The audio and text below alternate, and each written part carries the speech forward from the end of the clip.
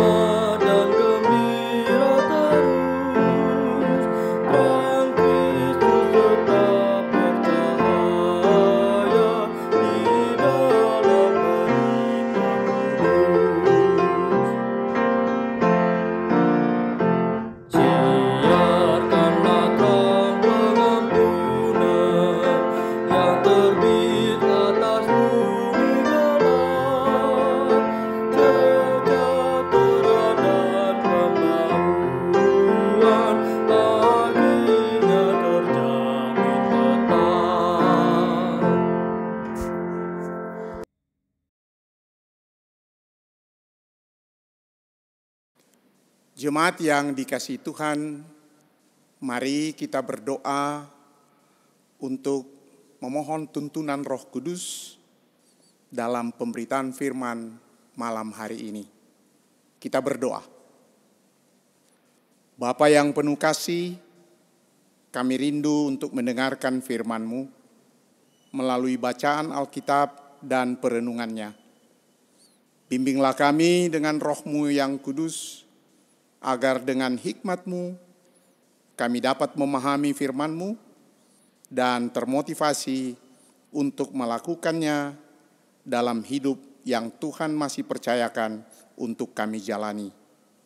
Dalam nama Tuhan Yesus kami berdoa. Amin.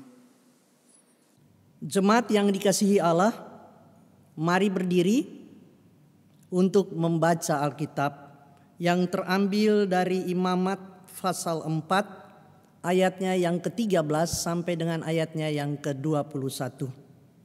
Yang menyatakan, jikalau yang berbuat dosa dengan tak sengaja itu segenap umat Israel dan jemaat tidak menyadarinya sehingga mereka melakukan salah satu hal yang dilarang Tuhan dan mereka bersalah, maka apabila dosa yang diperbuat mereka itu ketahuan, haruslah jemaat itu mempersembahkan seekor lembu jantan yang muda sebagai korban penghapusan dosa. Lembu itu harus dibawa mereka ke depan kemah pertemuan. Lalu para tua-tua umat itu harus meletakkan tangan mereka di atas kepala lembu jantan itu di hadapan Tuhan. Dan lembu itu harus disembelih di hadapan Tuhan. Imam yang diurapi harus membawa sebagian dari darah lembu itu ke dalam kemah pertemuan. Imam harus mencelupkan jarinya ke dalam darah itu dan memercikannya 7 kali di hadapan Tuhan di depan tabir. Kemudian dari darah itu harus dibubuhinya sedikit pada tanduk-tanduk mezbah yang di hadapan Tuhan di dalam kemah pertemuan. Dan semua darah selebihnya harus dicurahkannya kepada bagian bawah mezbah korban kebakaran yang di depan pintu kemah pertemuan. Segala lemak harus dikhususkannya dari lembu itu dan dibakarnya di atas mezbah.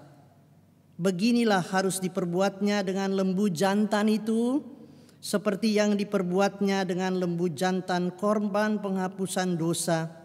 Demikianlah harus diperbuatnya dengan lembu itu. Dengan demikian imam itu mengadakan perdamaian bagi mereka sehingga mereka menerima pengampunan. Dan haruslah ia membawa lembu jantan itu keluar perkemahan lalu membakarnya sampai habis seperti ia membakar habis lembu jantan yang pertama.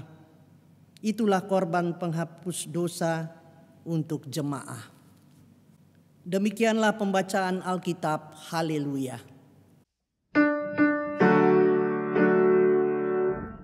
Haleluya, haleluya, haleluya.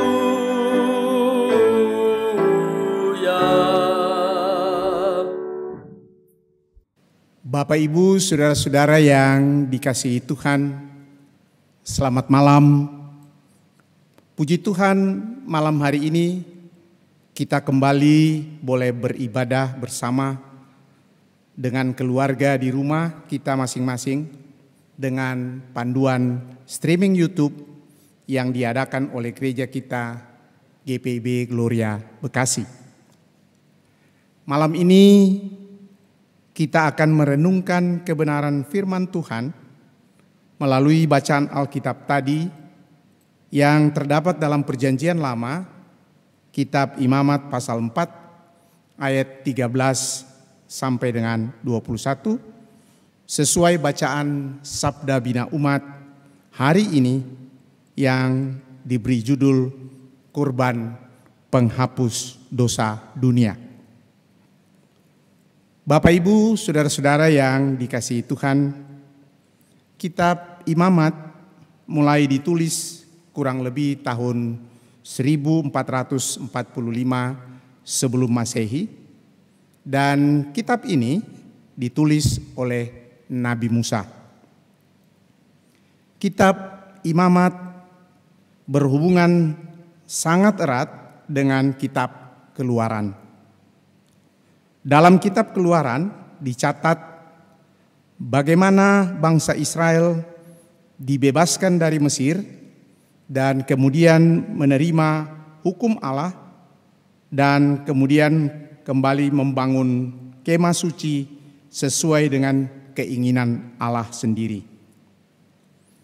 Kitab Keluaran diakhiri dengan datangnya Yang Maha Kudus, yaitu Allah sendiri, untuk tinggal dalam kemah suci yang baru saja didirikan. Itu boleh kita baca dalam Keluaran 40 ayat yang ke-34.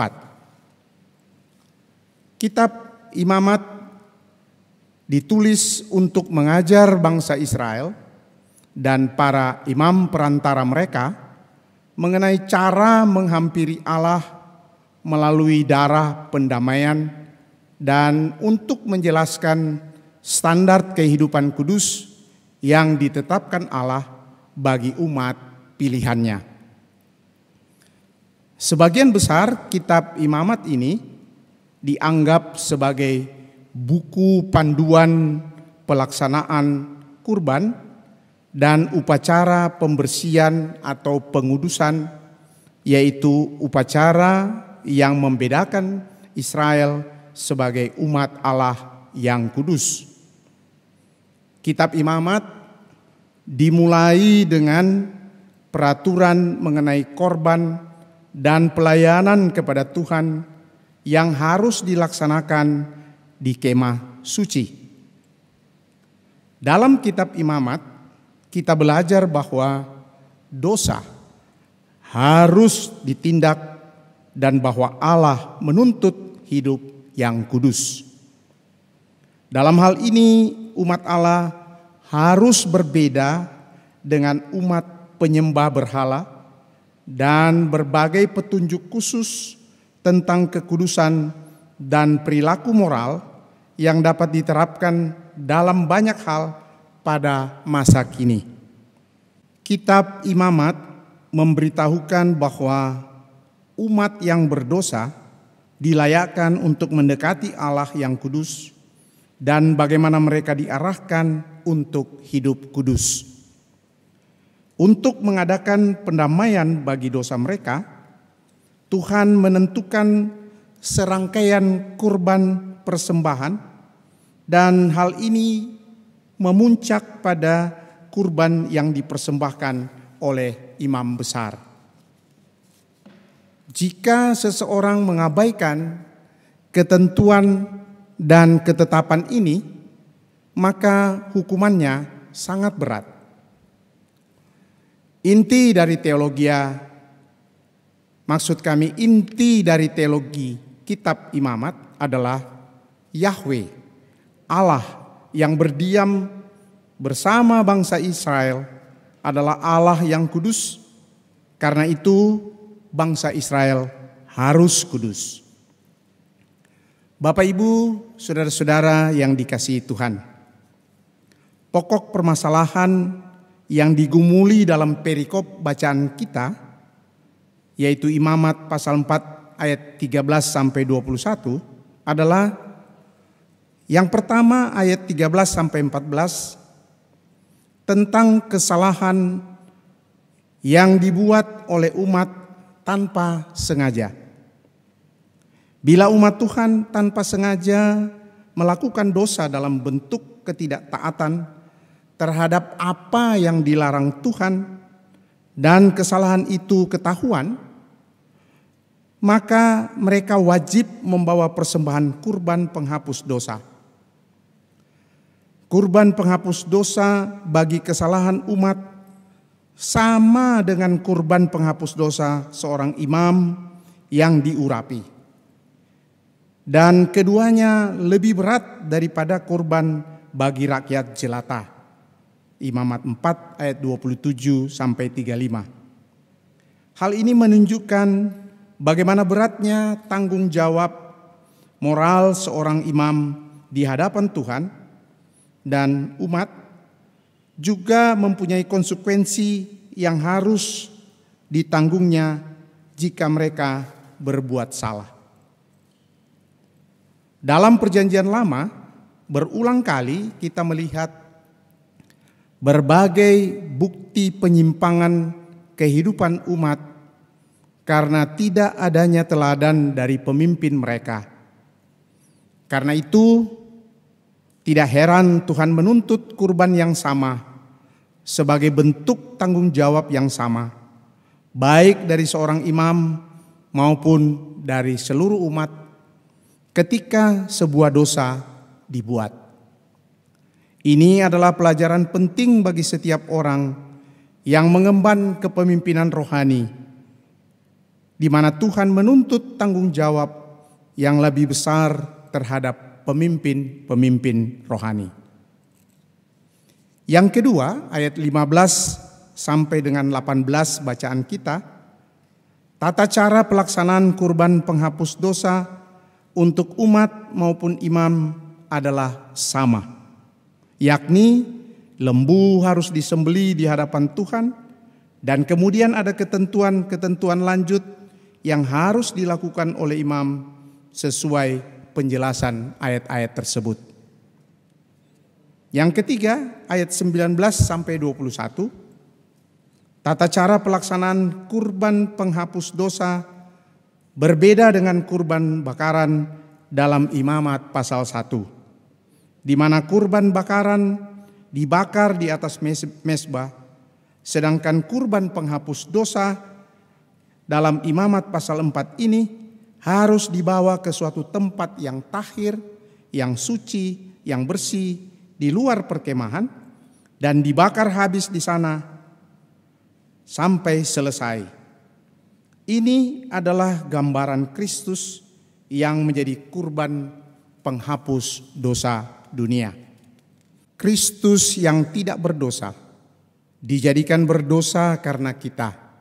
2 Korintus 5 ayat 21.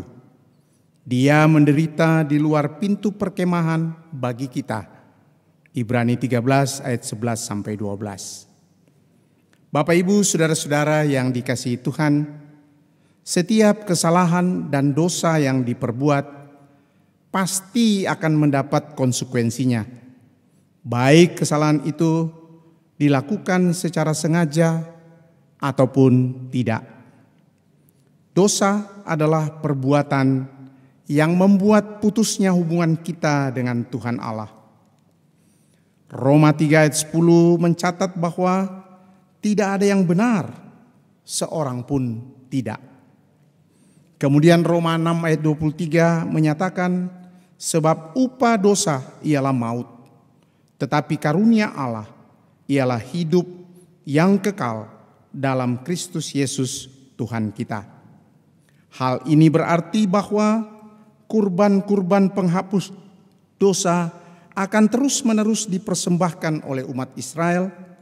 Alasannya karena kurban itu tidak pernah cukup untuk menutupi kesalahan mereka, sementara mereka itu terus-menerus berbuat dosa.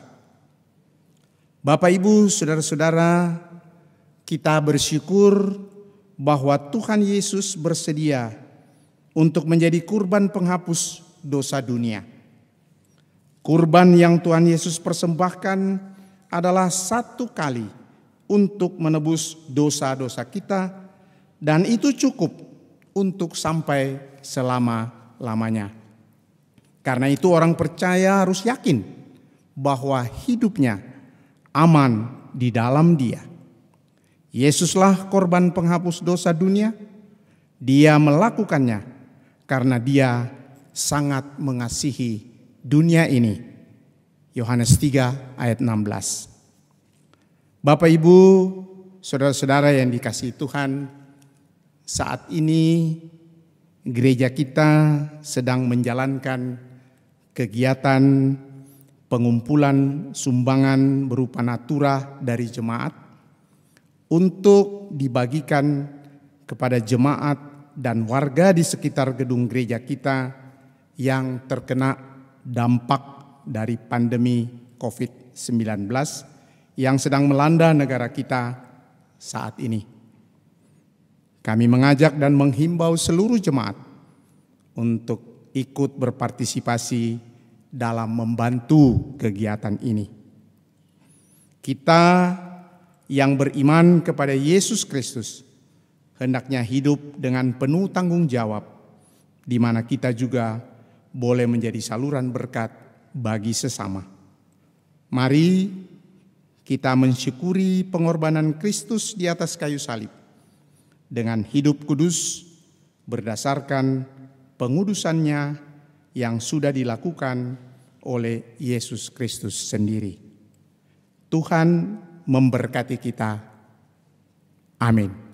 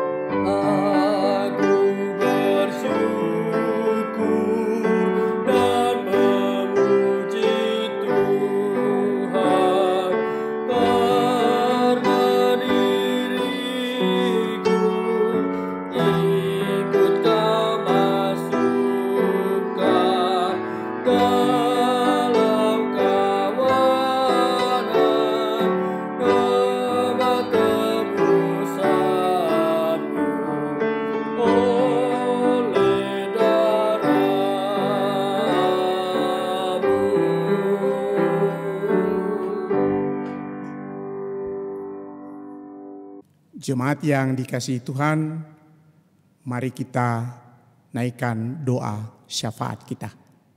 Kita berdoa. Bapa di sorga, Bapa yang mengasihi kehidupan kami.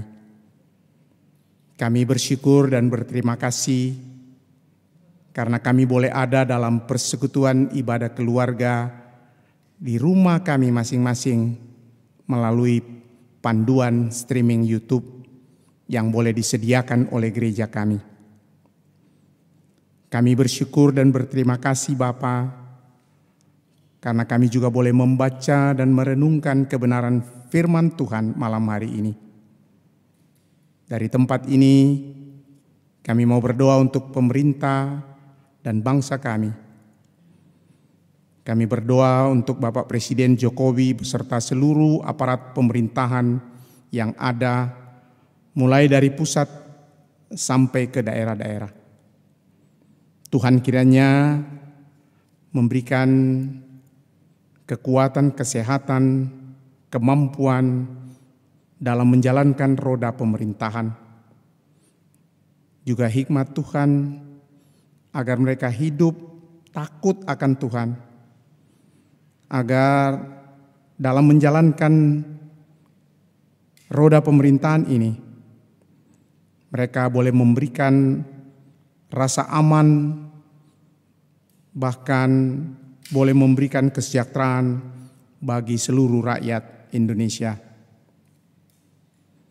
Kami berdoa saat ini dalam situasi pergumulan yang dihadapi oleh bangsa kami dengan pandemik COVID-19 yang sedang melanda negara kami. Tuhan, kami memohon kepadamu, tolong kami semua, baik pemerintah kami dan seluruh rakyat, untuk bahu-membahu, saling tolong-menolong dalam menghadapi situasi pandemik ini, sehingga saatnya nanti kami percaya bahwa Tuhan akan menyertai dan keadaan ini dapat teratasi, di mana musibah pandemi corona ini akan berlalu atas pertolongan Tuhan.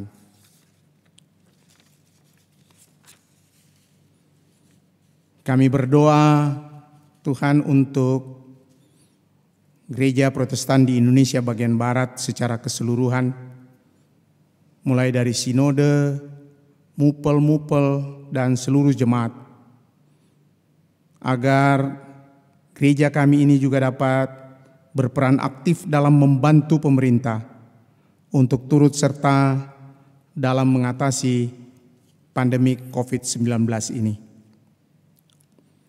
Kami berdoa Bapa untuk GPIB Gloria di tengah-tengah situasi yang mengkhawatirkan ini, dengan segala keterbatasan yang ada. Oleh karena situasi yang ada saat ini, biarlah kami sebagai gereja dapat melakukan aktivitas gerejani yang kiranya bermanfaat, berguna untuk tetap menjaga keutuhan dari persekutuan kami. Kami tak lupa berdoa Tuhan untuk para dokter dan para medis lainnya yang sedang berjuang sesuai dengan tugas dan panggilan mereka dalam ikut menangani situasi pandemi corona, pandemi COVID-19 saat ini. Tuhan kiranya menjaga dan memelihara mereka. Dan dalam ketulusan dan keikhlasan mereka, biarlah mereka boleh memberi diri untuk melayani orang-orang yang terpapar virus corona COVID-19 ini. Berkati dan pelihara juga keluarga mereka. Bapa di sorga, kami berdoa juga untuk jemaat-Mu dari sektor 1 sampai 11 dengan semua permasalahan yang ada. Kalau Engkau temukan mereka dalam keadaan sakit, Tuhan, tolong Engkau sembuhkan mereka. Mereka yang bergumul dengan kehidupan, Tuhan senantiasa pertetapkan dan kuatkan iman mereka. Mereka yang bersuka cita karena Tuhan memberkati kehidupan mereka melalui hari ulang tahun baik pribadi maupun ulang tahun rumah tangga mereka. Tuhan memberkati kesukacitaan mereka. Kami tak lupa juga berdoa para pendeta, presbiter, vikaris yang ada dalam lingkungan GPIB Gloria. Tuhan juga memberkati dan memelihara mereka semua bersama dengan keluarga mereka. Ya Tuhan, inilah doa syafaat kami. Ya Tuhan, dalam pengasihan-Mu kami mohon, dengarlah doa kami. Di dalam Yesus Kristus Tuhan yang telah mengajar kami berdoa. Bapa kami yang di sorga, dikuduskanlah namamu, datanglah kerajaan-Mu, jadilah kehendak-Mu di bumi seperti di sorga. Berilah kami pada hari ini makanan kami yang secukupnya, dan ampuni kami akan segala kesalahan kami, seperti kami juga mengampuni orang yang bersalah kepada kami. Dan jangan membawa kami ke dalam pencobaan, tapi lepaskanlah kami daripada yang jahat.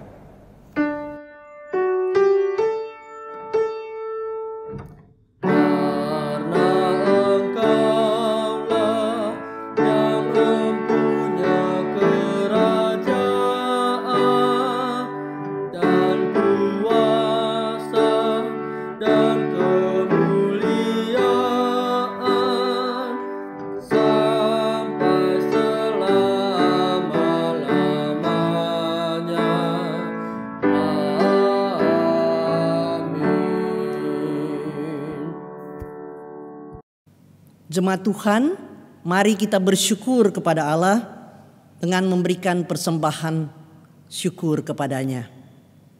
Yunus 2 ayatnya yang ke-9 berkata demikian, tetapi aku dengan ucapan syukur akan kupersembahkan kurban kepadamu. Apa yang kunasarkan akan kubayar. Keselamatan adalah dari Tuhan. Sambil persembahan syukur diberikan, kita bernyanyi dari Kidung Jemaat 393, baitnya yang pertama dan baitnya yang ketiga.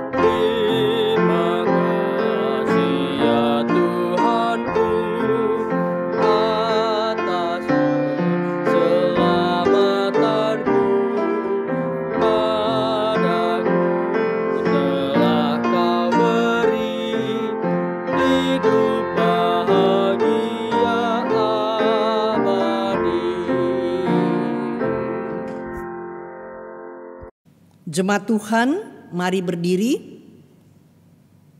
Kita berdoa syukur untuk menyerahkan persembahan kita kepada Tuhan. Allah sumber berkat, kami bersyukur atas pengampunan dan keselamatan yang telah kami terima cuma-cuma daripada-Mu. Bahkan hidup kami senantiasa Tuhan pelihara, kebutuhan hidup kami pun boleh Engkau cukupkan. Saat ini kami memberikan yang terbaik bagimu sebagai kewajiban kami untuk menopang pelayanan kasih dan keadilan. Di dalam nama Tuhan Yesus kami berdoa. Amin. Jemaat dipersilakan duduk.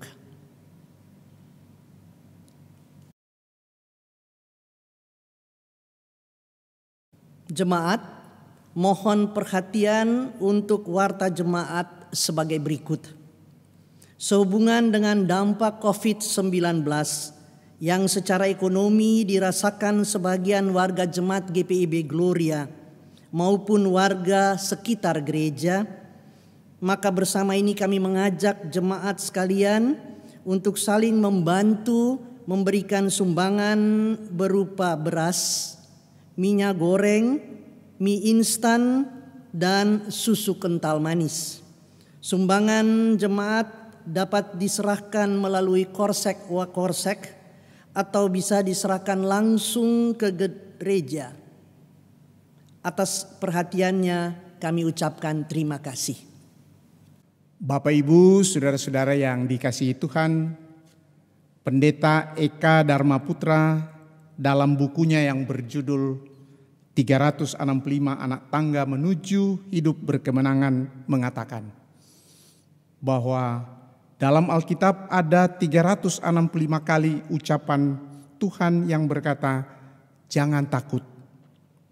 Ini berarti bahwa setiap hari dalam setahun Tuhan berpesan supaya kita tidak perlu takut menghadapi hidup ini. Ibrani 13 ayat 5 dan 6 katakan, karena Allah telah berfirman, aku sekali-kali tidak akan membiarkan engkau, dan aku sekali-kali tidak akan meninggalkan engkau. Sebab itu dengan yakin kita dapat berkata, Tuhan adalah penolongku, aku tidak akan takut.